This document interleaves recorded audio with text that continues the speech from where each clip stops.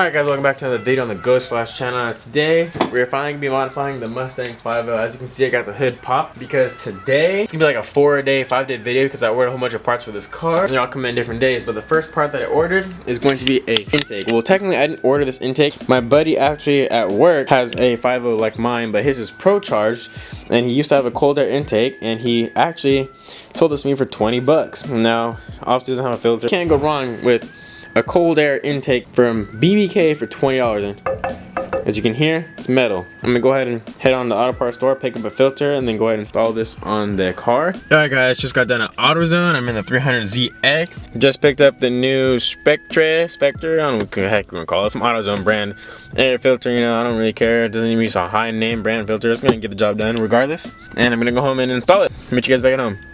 So I'm back home, got the new filter, got it on the BBK cold air intake. I'm about to go basically install it on the car right now. My boy Jacob stopped by up in the stage 3 Roush, as you guys remember from the previous video. So first things first, you're gonna have to take off basically these two bolts and those two bolts on the opposite side to take off the strut brace. And then after you take off the strut brace, you're gonna take off the valve cover.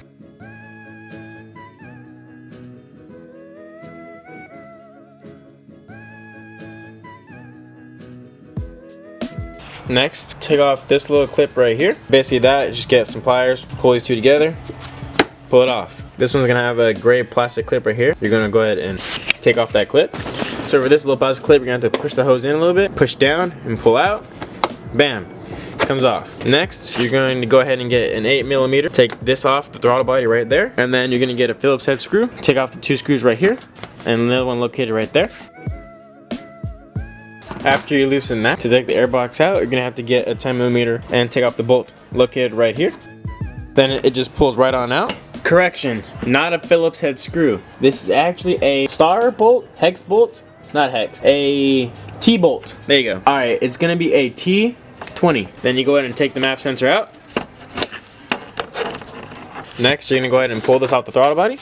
After that, just pull it off, and theoretically the airbox should come out if you've followed all the correct steps and pulled everything off. It's one hand I'm holding a camera, but there you go. And then also you're gonna just find out there was a clip right here on the side of the airbox. Just go ahead and pull the clip off of the airbox. Then after all that is said and done, you should just be able to pull it right on out.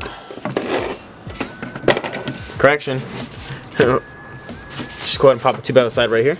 Alright, now the airbox is coming out of the car.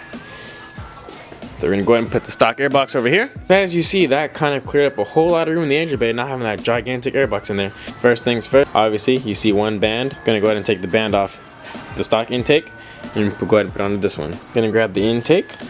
Gonna go ahead and place it over the throttle body. Once you got the intake over the throttle body, go ahead and start plugging up the hoses to the sides right here.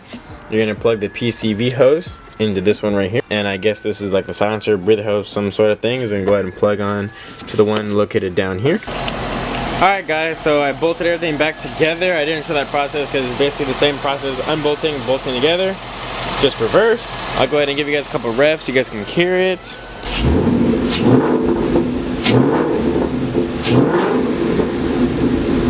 Now I'm gonna go ahead and take it on a test drive to make sure everything holds together and stays on, nothing pops off. It's always good to take things on a test drive after you're done working on your car to make sure everything is all buttoned up correctly and nothing falls apart on you. Alright, you can kind of hear the intake.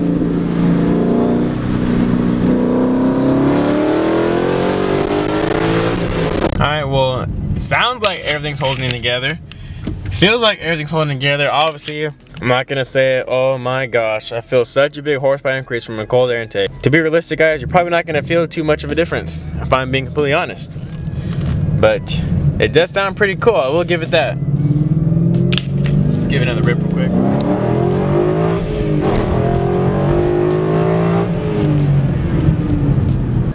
Alright guys, got some good news. It appears everything I did held together. It's pretty hard to mess up a cold air intake install, but you guys don't know me. I am very terrible at installing parts because I always seem to mess something up. If you guys like this video, give it a like, comment, and subscribe, and I will catch you in the next video on the Mustang.